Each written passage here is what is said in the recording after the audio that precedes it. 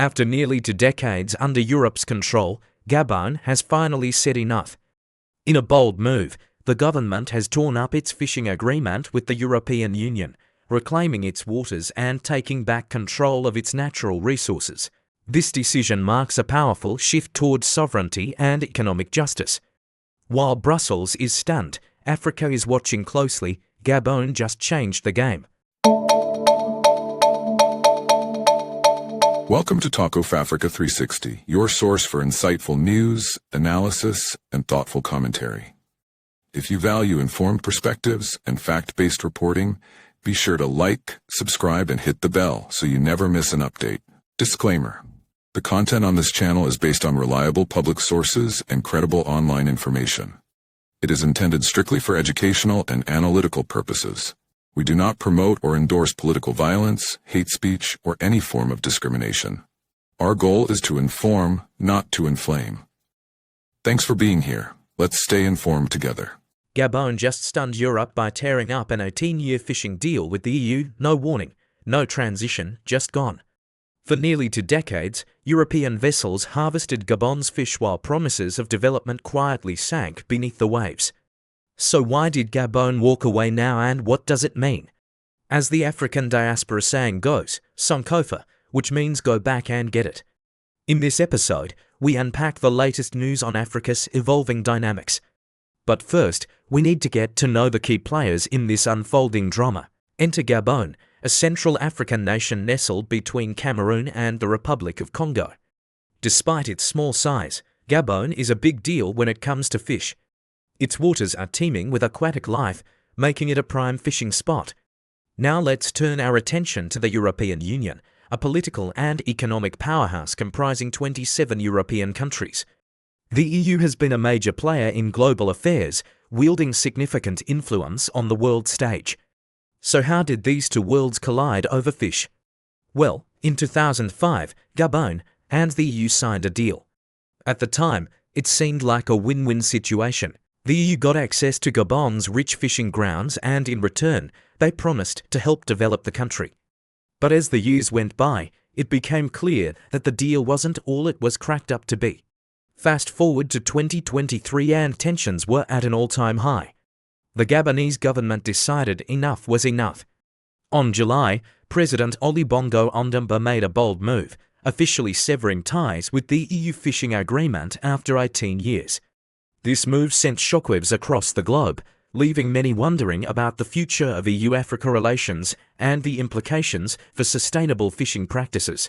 President Olusegun Bongo Ondimba's decision to end the fishing agreement with the EU is a significant development that reflects a growing trend of African nations prioritizing their national interests over foreign partnerships.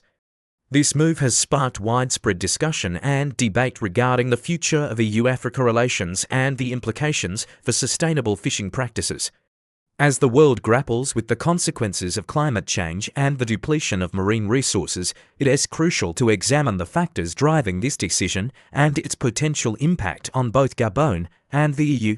Understanding the underlying causes and potential ramifications of this groundbreaking move can shed light on the complexities of international agreements and the challenges of balancing economic development with environmental sustainability.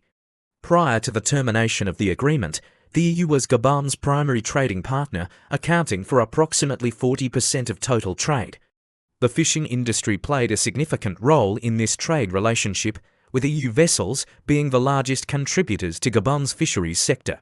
The agreement allowed EU vessels to fish in Gabonese waters in exchange for financial assistance and the transfer of technology. However, the terms of the agreement were heavily skewed in favor of the EU, leaving many Gabonese citizens feeling that their country's valuable marine resources were being exploited for minimal benefit. In recent years, there have been growing calls from Gabonese civil society organizations and government officials for a renegotiation of the fishing agreement. They argue that the current deal is unsustainable and does not adequately protect Gabonese waters or provide fair compensation for the use of its marine resources. The Gabonese government's decision to terminate the agreement without warning came as a surprise to many. It reflects a growing trend of African nations taking a more assertive stance in protecting their national interests and resources. This move also signals a shift away from the post-colonial era when many African countries were willing to accept unfavorable agreements in exchange for foreign aid and investment. Now, however, African leaders are increasingly prioritizing the sustainable use of their resources and the protection of their national economies. The implications of this decision extend beyond Gabon and the EU. The fishing industry plays a vital role in the livelihoods of millions of people worldwide, providing a significant source of protein and income for many communities. Overfishing and the depletion of fish stocks have been a pressing concern for the global community, highlighting the need for sustainable fishing practices. By taking this bold step, Gabon sets an example for other African nations looking to renegotiate their own agreements with the EU and other international partners. It also underscores the importance of prioritizing the sustainable use of marine resources and the protection of national economies. The decision also has significant implications for the EU, which heavily relies on African countries for access to its vast fishing grounds.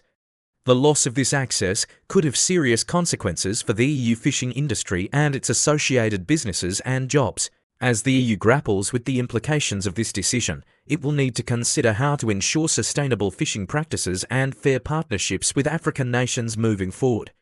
Looking ahead, it remains to be seen how the EU will respond to this decision and whether it will prompt other African countries to take similar action.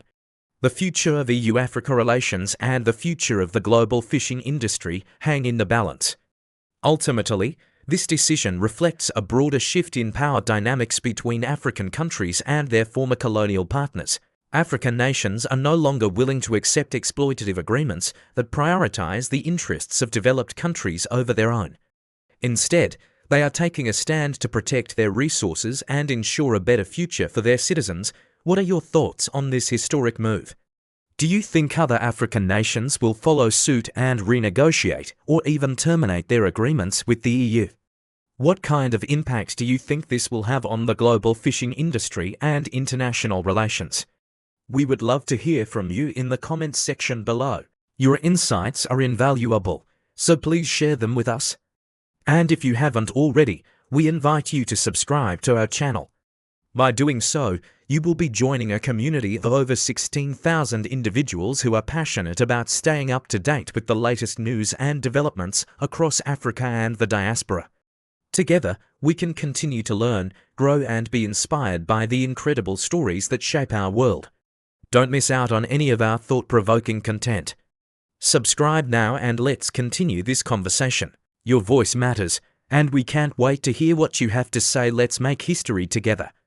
The Gabonese government has taken a bold step towards protecting its marine resources by terminating the EU fishing deal, prioritizing national interests over foreign partnerships. This decision has significant implications for Gabon and the EU, reflecting a broader shift in power dynamics between African countries and their former colonial partners. It is important to note that this move is part of a larger trend of African nations asserting their dominance in securing favorable agreements that prioritize their own national interests and sustainable development. While the long-term implications of this decision remain uncertain, it serves as a reminder of the need for equitable and sustainable partnerships in the global fishing industry. This article explores the various factors contributing to this decision, including the perceived exploitation of Gabonese waters and the call for renegotiation from civil society. It highlights the significance of this move within the context of African countries taking a more assertive approach to protecting their natural resources and achieving greater economic sovereignty.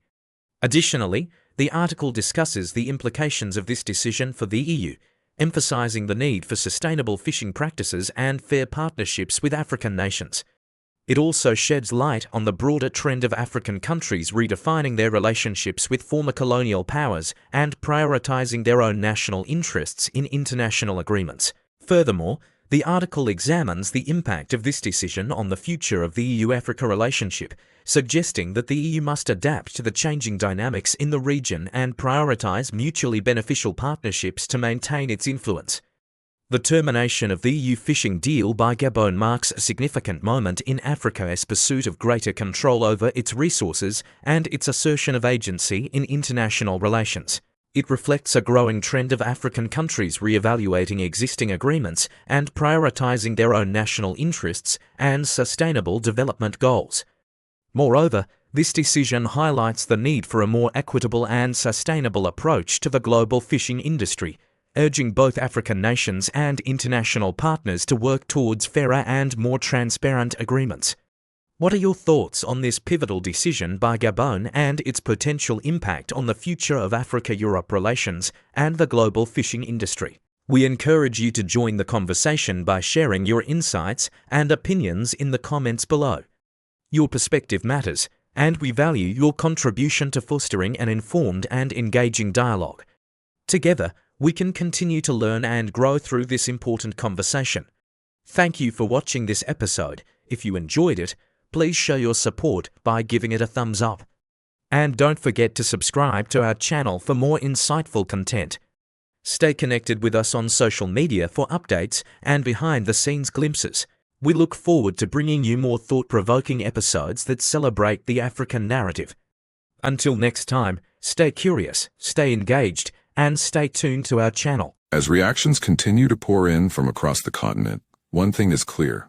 Africa is demanding respect, sovereignty, and accountability. Was this just a diplomatic misstep or a deeper sign of shifting global alliances? We'll be watching closely. If you found this story important, don't forget to like, share, and subscribe for more real, unfiltered African news. This is Talk of Africa 360, telling the stories that matter.